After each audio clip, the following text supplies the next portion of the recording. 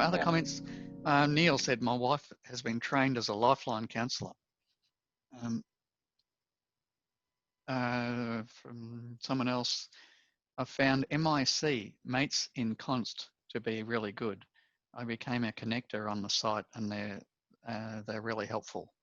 I don't know MIC. Does anybody know MIC? Mates in Construction. Yep. Okay. Where to get help? There's the numbers there again. Thank you. Oh wow, lots of information there in the chat line. So hopefully we'll get the chat out to everyone. In Queensland, Australia, there's also dvconnect.org men's line, which is available for men on either side of a DV relationship.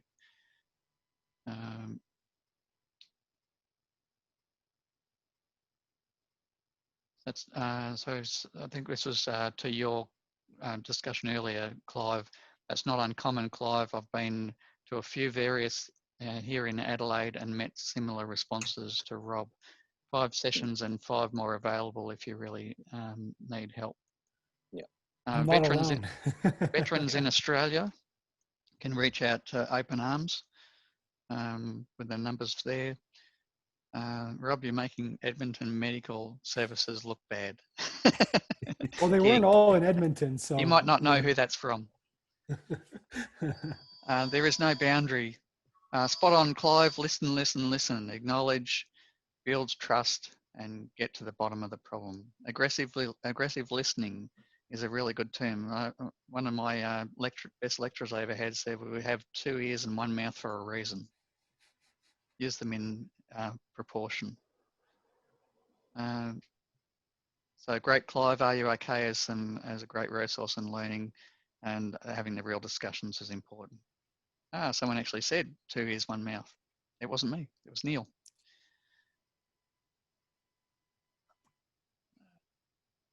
Thanks for the time and conversation, guys. It's really valuable. Being your authentic self and mindful to see telltale signs is just asking and explaining what you see, hear, sense, and feel. As a man uncomfortable around people drinking, that's something that makes it hard to speak with other men. They are socially expected in Australia to drink lots. Yeah, it's a real social culture that's developed here, and you know we've talked about alcohol a lot, but we haven't talked about drugs. We have one of the biggest ice epidemics in the world here. So you know the construction industry is rife, the transport industry is rife, and we've got major problems that are also isolating people. Got a really progressive construction company, a contracting firm down in Wellington, who have regular alcohol-free Friday nights, and it came round because the main guy there had said, "He's just I'm sick of all of my guys drinking and fighting, and then coming to work on a Monday, absolutely you know, not fit for work." And so he decided he would put these together where he would invite the families and bring the kids in so that everybody could actually come on a Friday night and enjoy this zero alcohol space. I think that's, you know, as an initiative in a blokey, matey culture is completely outside the norm. And I love what he's doing. It's an organization called Multi-Civil Contracting in Wellington. Just Cody Pepper is the guy's name. Phenomenal. Love it. Yep. Fantastic. Thanks, Greg. Someone said it would be great to join a monthly chat like this. So much value personally and for the role I have. It's from Kevin. Thanks, Kevin. Familiar names here. Thank you for that, Kevin. I noticed Tanya's there too. Tanya Hewitt. The first stage of Timothy Clark's 4 stages of psychological safety is inclusion. There's, I can't remember the name of it. Maybe Tanya can help me. But Timothy Clark's got a wonderful book out also about psychological safety. Tanya, if you know the name of that book off the top of your head, could you type it in? Thank you for that. And Gwen's put a comment there, remarkable conversation, extraordinary that this is happening. It's so needed. Can we send the message to the world that this is available? Now, please do. That we are not alone best. and that we can help each other. Very moving, so beautiful. Thank you. Thanks, Gwen. Good call, Greg. So, all right, so we've got about 10 minutes left on the scheduled time. So I'm happy to maybe we have a recap Thank of you, Tony. it, or just some final points that we'd like to share with the attendees. What would you like to do? Yeah, actually, I'd like to just share some things that I use specifically from a resilience standpoint, which I found particularly valuable for me, and which I adhere to pretty religiously. So I sort of throw these up here to have a quick look, and I swiftly looked through. First, we talked about alcohol, and the same would apply from a drugs perspective.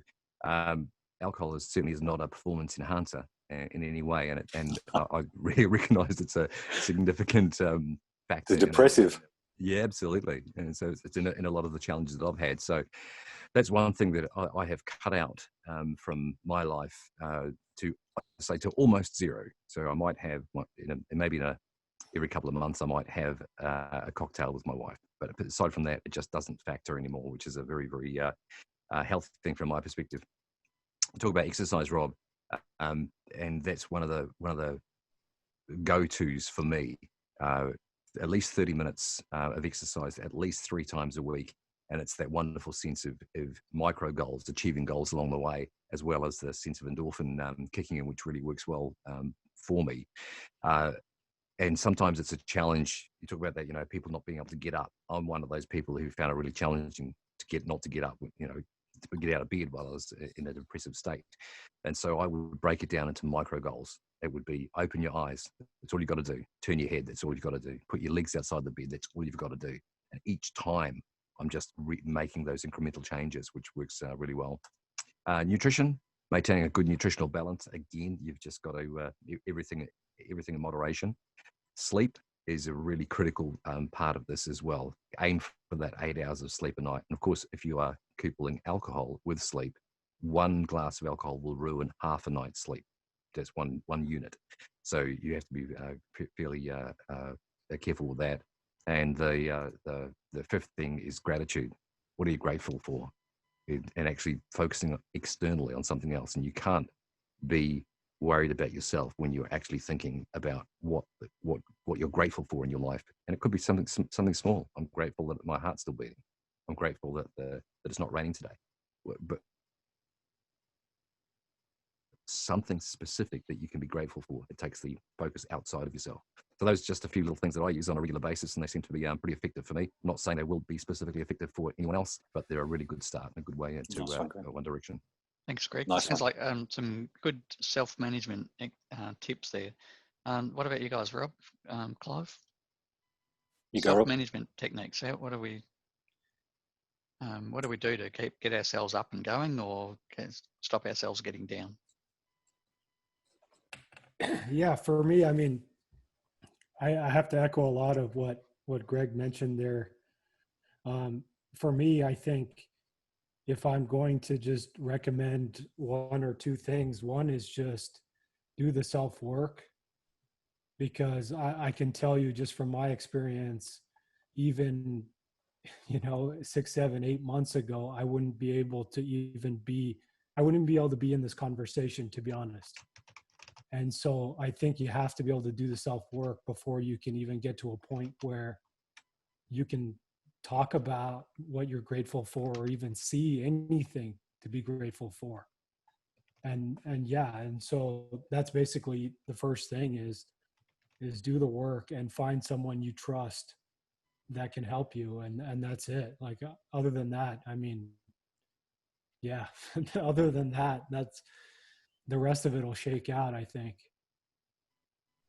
Yep. Clive, you got anything to add? Just echoing both of those. Find what works. I think give up this pursuit of happiness.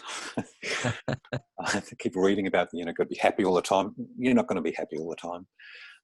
If you're chasing that as a goal, it's absurd.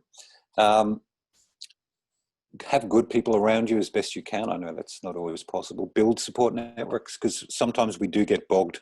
We need people to help us out. We're all going to have that to a degree. Having a great support network. Try to avoid things that are known to bring people down. That includes alcohol. That includes drugs. Men in particular use drugs and alcohol to deal with feelings. Yeah, that's how we stuff them down, right? We stuff the feelings down, so we don't have to feel them. Because my God, if we feel them, we might just have to express them, and then we'd be weak. And no.